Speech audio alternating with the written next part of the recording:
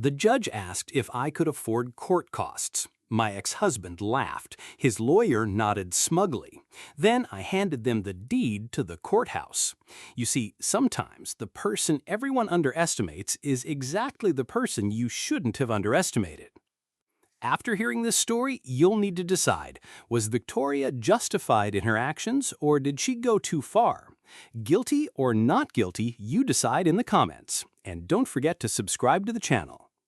Victoria Martinez sat in the back corner of courtroom 3B, her worn leather purse clutched tightly in her lap, wearing a simple black dress she bought from a discount store 3 years ago. The fluorescent lights cast harsh shadows across her face, making her look older than her 42 years. Her ex-husband Marcus sat across the aisle with his high-powered attorney James Wellington, a man whose $800 hourly rate was about to become very relevant to this story. Marcus wore an expensive suit and a smug expression that suggested he already knew how this custody hearing was going to end. For the past 6 months, Marcus had been painting Victoria as an unstable, financially irresponsible woman who couldn't provide for their 10-year-old daughter Emma. His lawyer had repeatedly emphasized Victoria's modest living situation and unclear employment status in every filing. Judge Harold Brennan called the session to order. We're here today to determine custody arrangements for Emma Martinez, age 10. Mr. Wellington, please present your client's position. James Wellington rose dramatically. Your Honor, my client seeks full custody based on his superior ability to provide for the child. Mr. Martinez owns a successful auto dealership,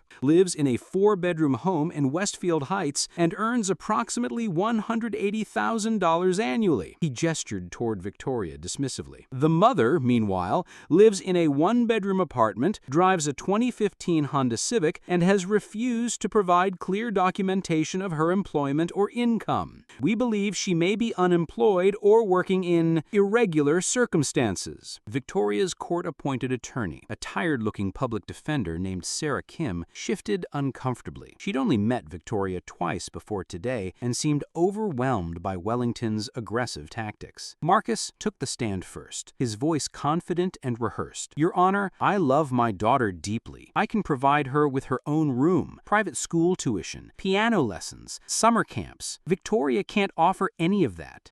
When asked about Victoria's parenting, he shook his head sadly.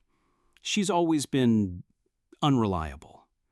During our marriage, she'd disappear for days at a time, claiming work obligations. But she could never explain what kind of work required such secrecy. Wellington nodded approvingly. Mr. Martinez has also discovered that Victoria has been hiding assets and income from the court. We believe she's deliberately misrepresenting her financial situation. Judge Brennan turned to Victoria. Miss Martinez, these are serious allegations. Can you explain your employment status and financial situation? Victoria stood slowly, her voice quiet but steady. Your Honor, I work in property management. Wellington scoffed audibly. Property management? Your Honor, we've investigated this claim. There's no record of Victoria Martinez working for any property management company in the state. That's correct, Victoria replied calmly. There wouldn't be. The judge leaned forward. I'm afraid I don't understand. I don't work for a property management company, Your Honor. I am the property management company. Wellington laughed dismissively. Your Honor, this is clearly a desperate attempt to avoid admitting unemployment. We request that the court order full financial disclosure. Judge Brennan nodded. Ms. Martinez, the court will need documentation of your income and assets before we can proceed. Victoria reached into her worn purse and pulled out a manila folder. Of course, Your Honor, I have that documentation with me. She handed the folder to the bailiff, who delivered it to Judge Brennan. As the judge judge opened it, his eyebrows rose slightly. "Ms. Martinez," Judge Brennan said slowly, "according to these documents, you own Martinez Property Holdings, LLC, which manages 47 commercial properties across 3 counties? 49 as of last week, Your Honor." Marcus's confident expression began to falter. Wellington was frantically whispering with his client. "And your annual income from this enterprise is—" "Last year it was $2.3 million, Your Honor. This year we're projected to exceed $3 million due to some recent acquisitions." The courtroom was completely silent. Victoria continued in her calm, measured tone. "The reason my ex-husband couldn't find employment records is because I'm self-employed. I've built my business gradually over the past 8 years, starting with a single rental property I bought during our marriage." She looked directly at Marcus. "A property he insisted was a waste of money and tried to prevent me from purchasing." Judge Brennan was studying the documents intently. "Ms. Martinez, these financial statements show substantial assets, multiple properties, investment accounts, business holdings." "Yes, Your Honor. I've always lived modestly because I reinvest most of my profits back into acquiring new properties. I believe in building long-term wealth rather than displaying short-term success." Wellington was now looking pale. "Your Honor, we object to the sudden introduction of these documents. We should have been provided with this information during discovery." Victoria's court-appointed attorney, Sarah Kim, suddenly found her voice. "Your Honor, my client attempted to provide financial documentation multiple times. Mr. Wellington's office rejected it, claiming they only wanted employment verification from an employer," "which was technically correct," Victoria added, "since I'm my own employer." Judge Brennan set the papers down. "Mr. Wellington, you've spent considerable time arguing that your client should receive custody based on superior financial resources. Are you now suggesting that financial resources shouldn't be a determining factor?" Wellington stammered. "No, Your Honor, but the stability of employment." "Ms. Martinez," Judge Brennan interrupted, "you mentioned recent acquisitions. Could you elaborate?" Victoria opened her purse again and pulled out another document. "Certainly, Your Honor. Last month I purchased the Brennan Building on 5th Street for $8.2 million. Judge Brennan's eyes widened. "The Brennan Building? That's—" "Yes, Your Honor. It's this courthouse. You're currently my tenant." The gasps from the gallery were audible.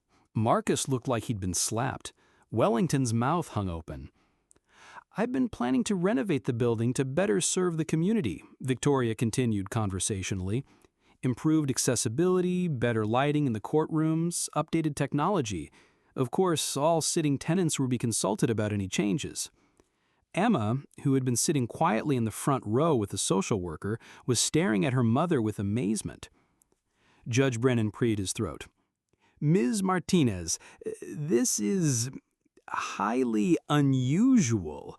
Are you saying you own this courthouse?" "I own the building, Your Honor. The state leases it for judicial proceedings. It's actually been a very stable investment. Government tenants are extremely reliable." Marcus finally found his voice. "This is impossible. Victoria, you drove a beat-up Honda. You lived in that tiny apartment. You bought groceries with coupons." Victoria turned to face him fully for the first time. "Marcus, I drove a reliable car because I don't need to impress anyone with luxury vehicles. I lived modestly because I was building something bigger than your ego could comprehend. And yes, I used coupons because saving money on groceries meant I could invest more in properties. But the apartment was a strategic choice, low overhead while I built my business. The building I lived in, I bought that too, last year.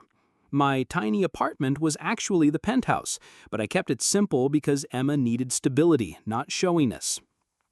Wellington made one last desperate attempt. "Your Honor, none of this changes the fact that she was secretive about her work, absent for days at a time. I was viewing properties, meeting with contractors, negotiating purchases. I was building a business that now employs 43 people and provides housing for hundreds of families." She paused, then added quietly, "I was also protecting my assets from a husband who had already consulted 3 different divorce lawyers before I even knew our marriage was in trouble." Marcus went white. "How did you— Property records are public, Marcus. When you started Googling how to hide money during divorce on our shared computer, I realized I needed to protect Emma's future." Judge Brennan reviewed the custody evaluation report. "Ms. Martinez, according to the court-appointed child psychologist, Emma has expressed a strong preference to live with you. Emma knows I work hard," Victoria said simply. "She also knows I'm always available when she truly needs me. She's helped me pick out paint colors for rental renovations. She's learned about business, responsibility, and the value of hard work." "Your Honor," Wellington interjected weakly, "we maintain that the father's more traditional home environment—" "Traditional?" Victoria's voice remained calm, but gained an edge. "You mean the home where he brought his girlfriend while we were still married? Where Emma found another woman's jewelry in her father's bedroom? That traditional environment?" Marcus slumped in his chair. The carefully constructed narrative was collapsing around him. Judge Brennan made his decision.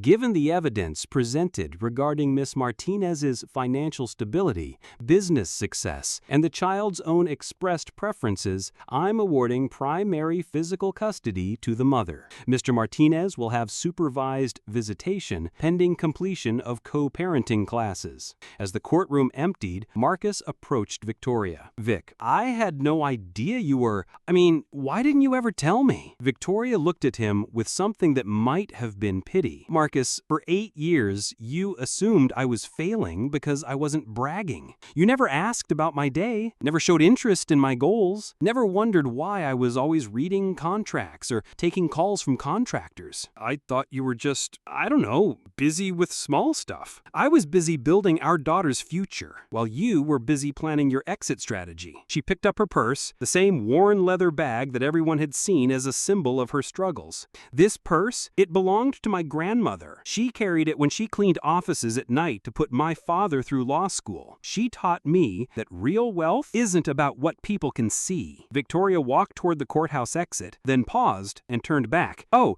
and Marcus, the lease on this building comes up for renewal next year. Don't worry, I'll make sure the terms remain fair for everyone." As she stepped into the afternoon sunlight, Emma ran to catch up with her. "Mom, are we rich?" Victoria knelt down to her daughter's level. "We're secure, sweetheart. We're independent. And most importantly, we're honest about who we are, even when other people don't believe us, especially then." They walked together toward Victoria's humble Honda Civic, which, as it turned out, was paid for in cash and registered to Martinez Property Holdings, LLC. Victoria hid her wealth during her marriage and divorce proceedings. Her ex-husband and his lawyer made assumptions based on her modest lifestyle, but she let them proceed with false information until the final moment. The question: was Victoria justified in concealing her assets and revealing them dramatically in court, or should she have been transparent from the beginning? Cast your verdict. Guilty. She deliberately misled the court and her ex-husband. Not guilty. She protected herself and her daughter from manipulation. What's your verdict? Tell us in the comments below, and don't forget to subscribe to Judgment Call for more cases where you decide what's right.